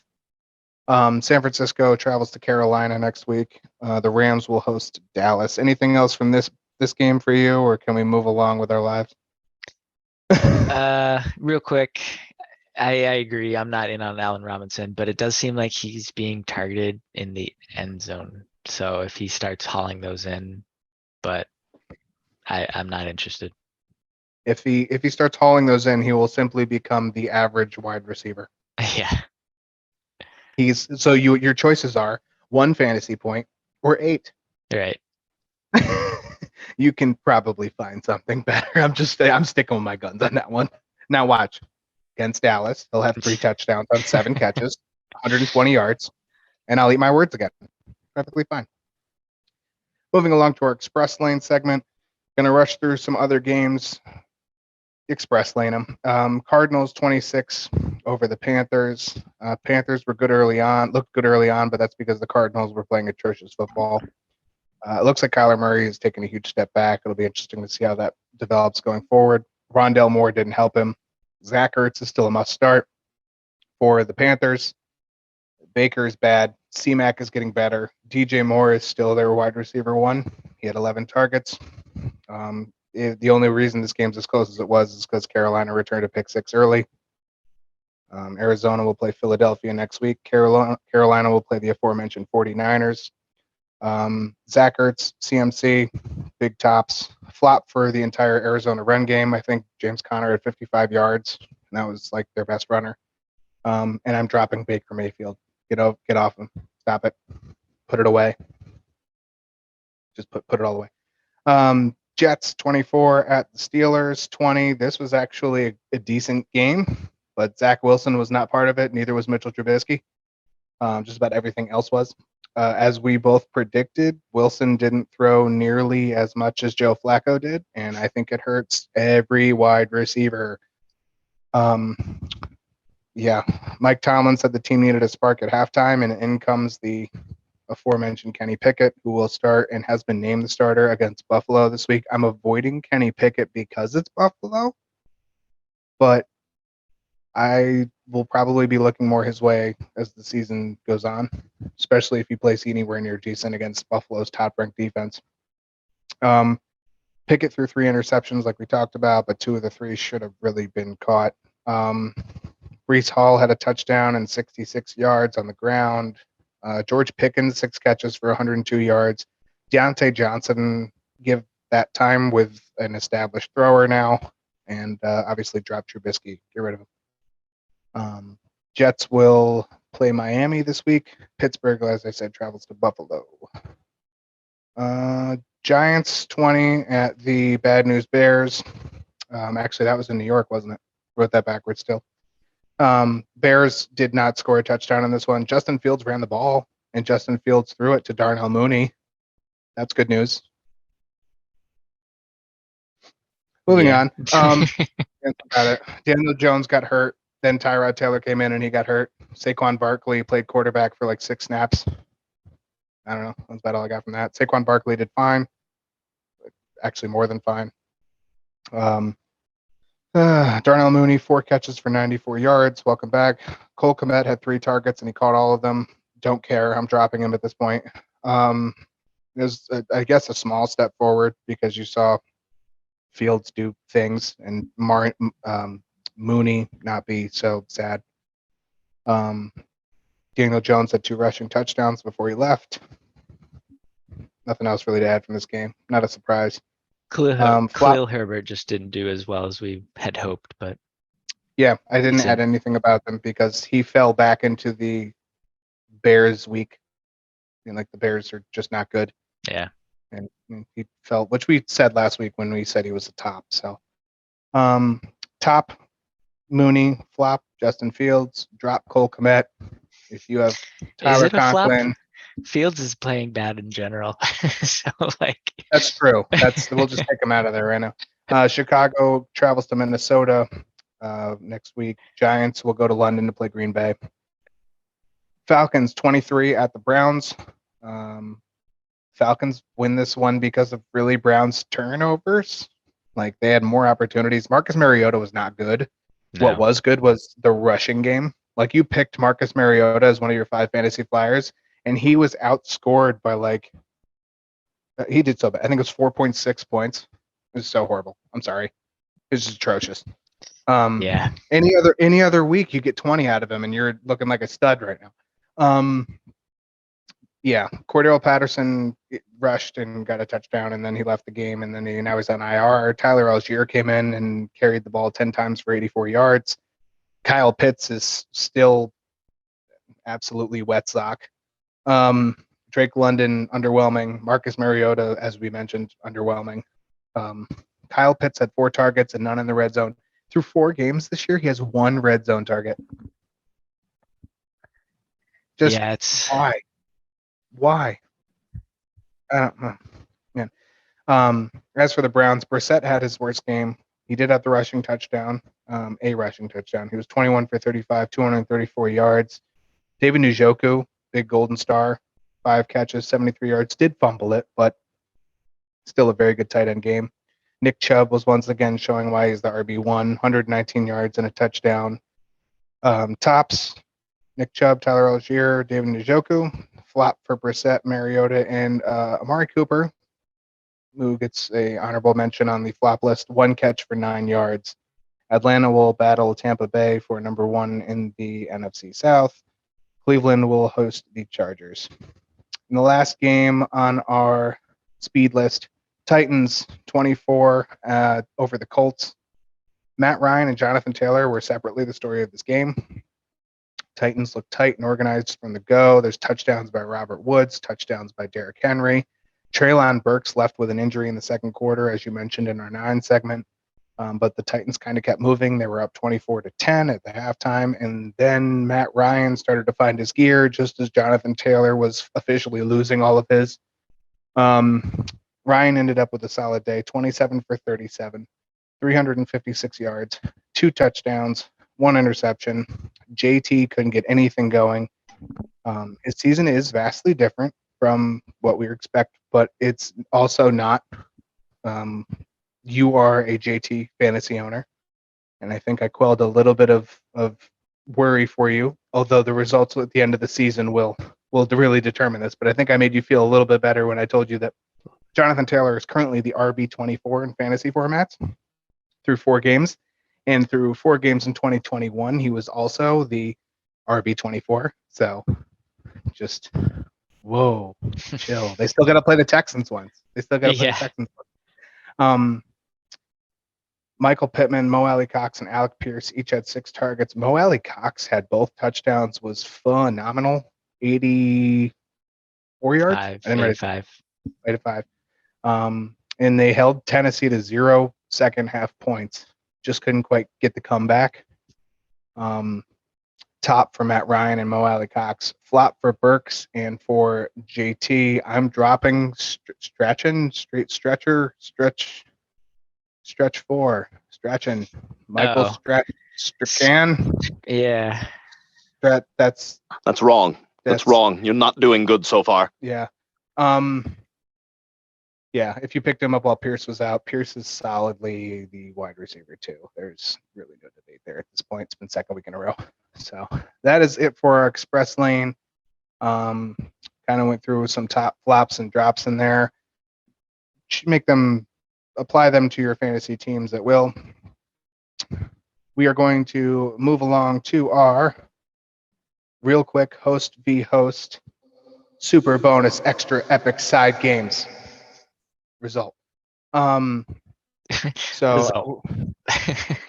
you gotta, it's the result. It's not the actual game.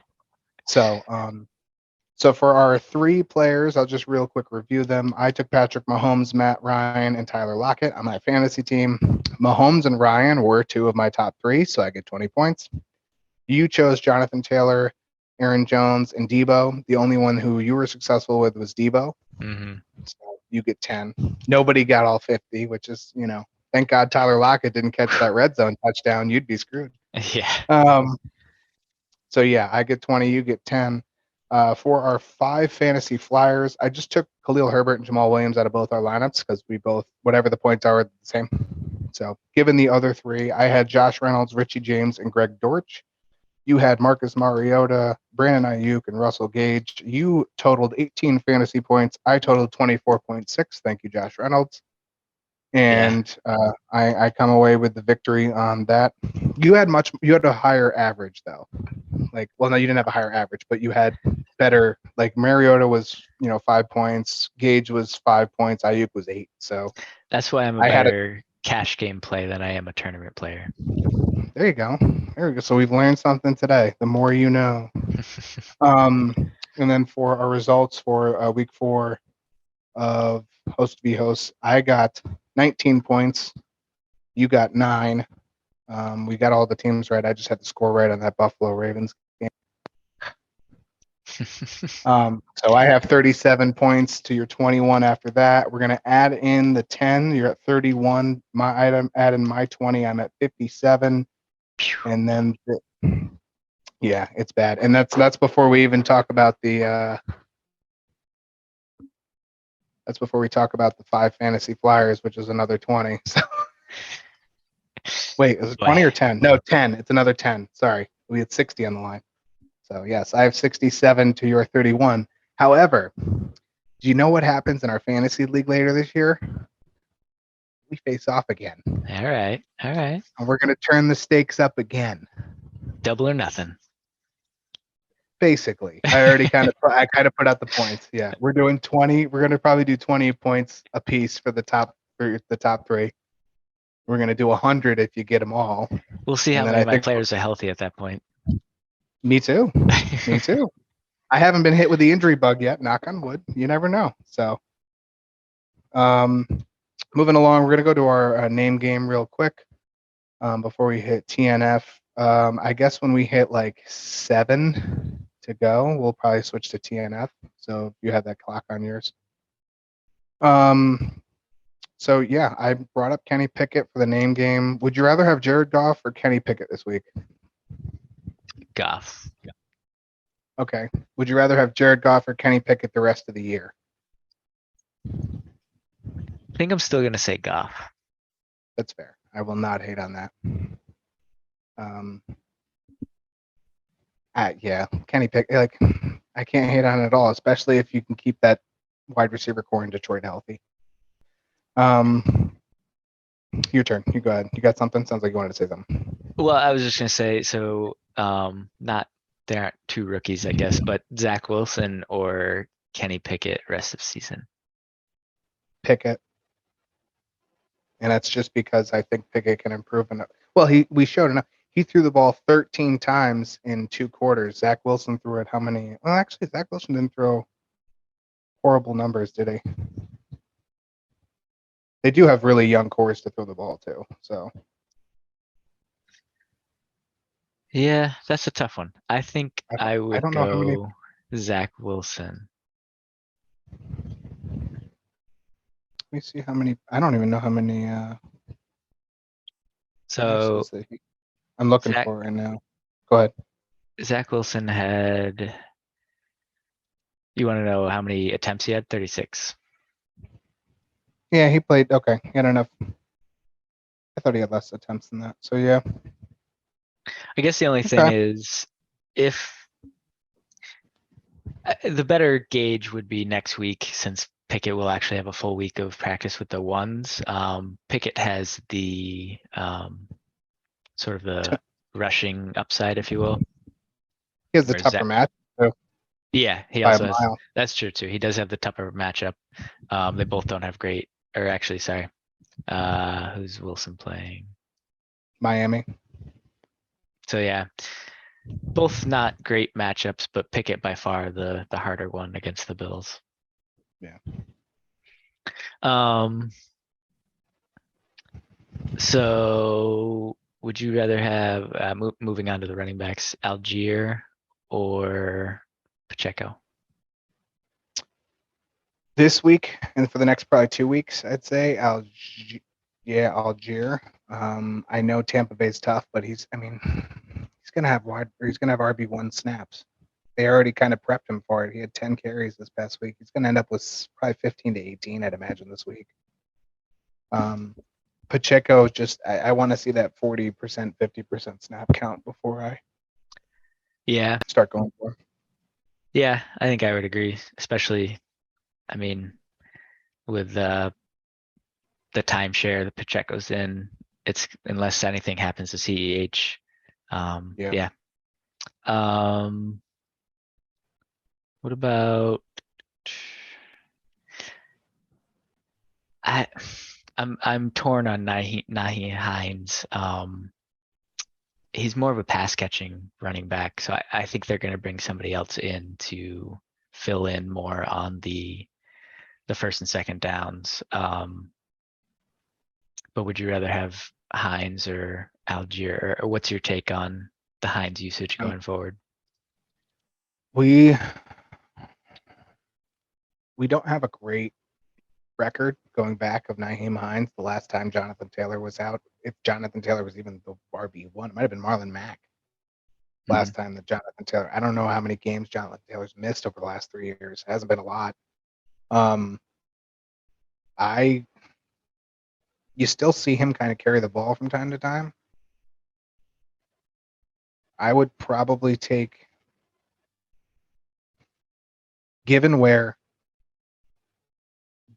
this week, given where the Broncos defense has been the last 3 weeks, really 2 weeks, because skipping over the San Francisco game, they were solid against San Francisco, but they haven't been amazing, and I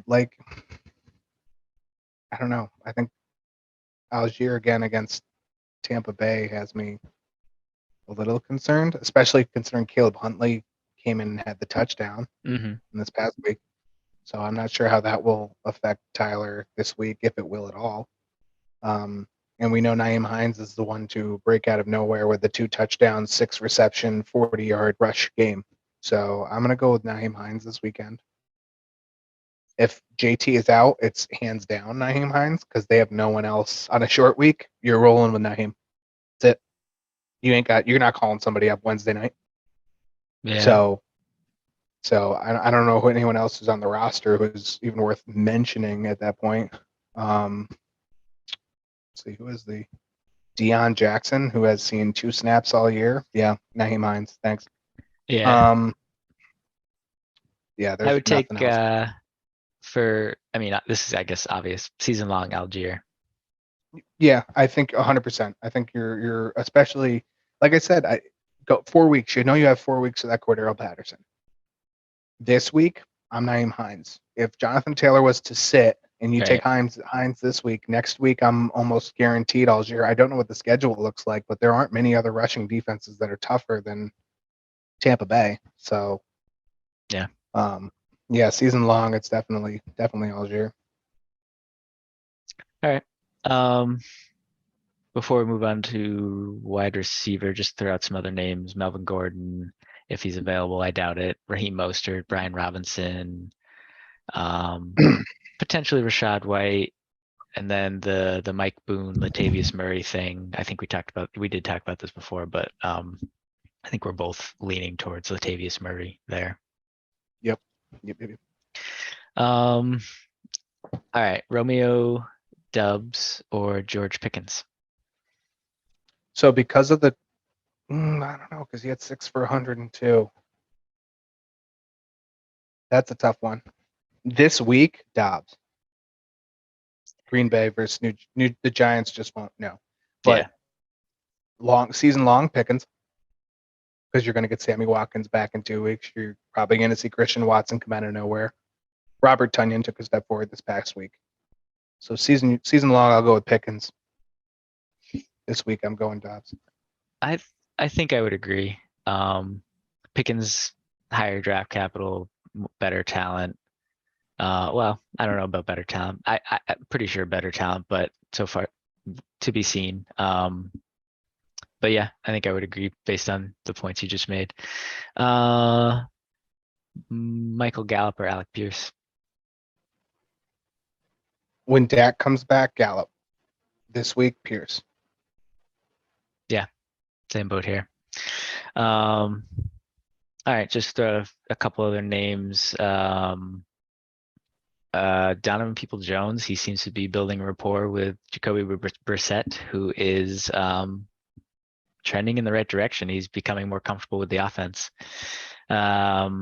We mentioned with Amon-Ra St. Brown being out, Josh Reynolds, possibly DJ Chark. We talked about Nico Collins a little bit.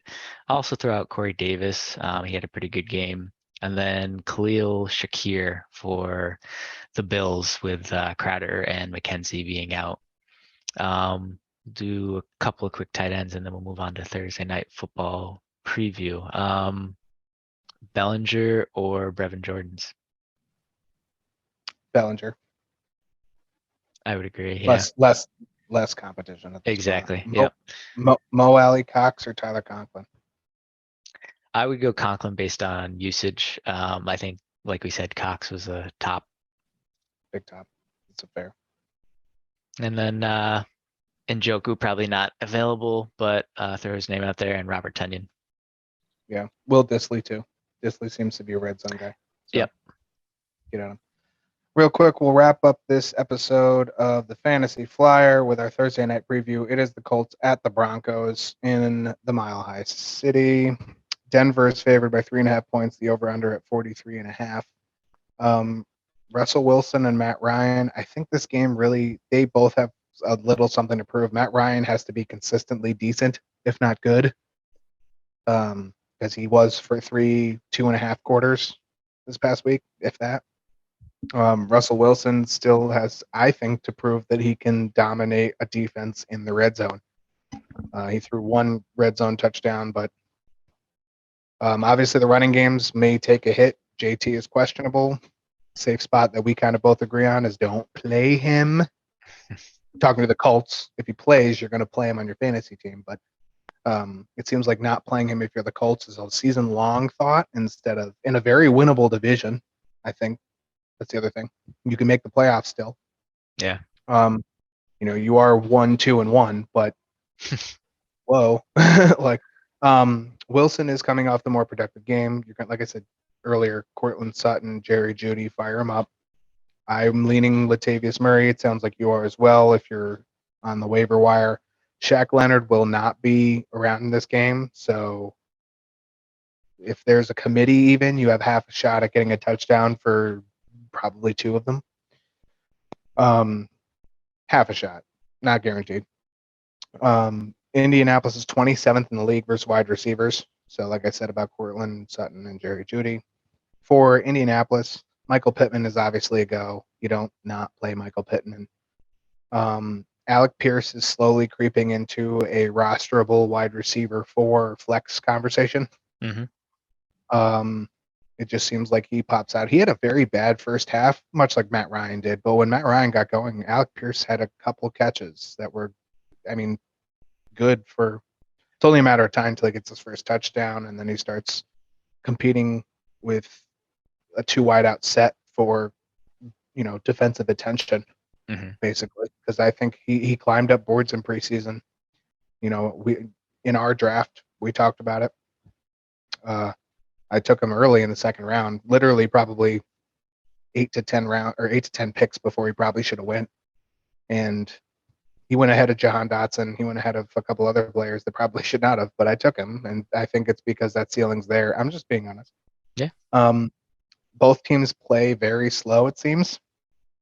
They eke out first downs, and then it takes them 3 more plays to get another first down, and they walk downfield very slow. All in all, I think I see the Broncos winning this one, but I don't know if it's going to be like in dominant fashion. If they can get to Matt Ryan, it's over because he fumbles the ball if you breathe on him. So I don't really have anything else. I'll take Broncos in this one. I'll say Broncos 22, Colts 17. Yeah. I'll also take the Broncos. We've been saying this all season, but on paper, obviously the Broncos, but they just have not been playing up to what everyone's expected. Granted, the past couple of games, like we said, quarter 4 of week 3, we actually saw Russ scramble and be Russ. This game, he had a rushing touchdown. It was more in the right direction. So hopefully they are actually figuring things out and changing their game plan to move in the right direction and be the high-powered offense that we were expecting. Granted, they're now without Javonte Williams. Melvin Gordon's been fumbling a lot, but that hasn't been an issue for Russ in the past, and he has 2 solid wide receivers. The fast guy in KJ Hamler. They have a decent tight end. So, yeah, I'm gonna go with Denver for sure. But would not be surprised if they blow it up. Yeah. So, yeah. Interesting to note as well. I want to bring this up just before I forget about it. The Broncos are welcoming back Greg Dulcich. He's not going to play, I do not believe, on Thursday because of the short week, but he is expected to come back and kind of make a little bit of a stink for a 3rd quality receiver type role, or 4th, depending on the game. So I think that's important to note for maybe not this week, but for next week, because he was supposed to be very good at the end of camp, and then he got hurt. So yeah, I'll probably pay attention to this game somewhat. I have a much fantasy interest in the Colts, unless I decide to go Daniel Jones this weekend and vomit my lunch that way instead of watching Matt Ryan make me vomit my lunch over 7 fumbles. So I like this game. Are you going to be playing Jerry Jeudy? Yeah, I think so. I'm going to play Alec Pierce. I'm going to play Pierce. I think it's time to. Yeah. So it's just time to let him go. But for those of you who didn't catch the drift, I won our fantasy matchup. It is only matchup 1. There's much to be. Yeah, and Taylor's over there. That is a disgusting act. Yeah, I had to bring it up. So we'll bring it up right there. But Javonte Williams injury and JT not playing well hurt me. Not lies. But unfortunately, that's how fantasy works. For the Fantasy Flyer, my name is Derek. We're going to see you guys on Saturday. We'll go through the whole slate as usual. Taylor, go ahead and sign us off. Peace out, y'all.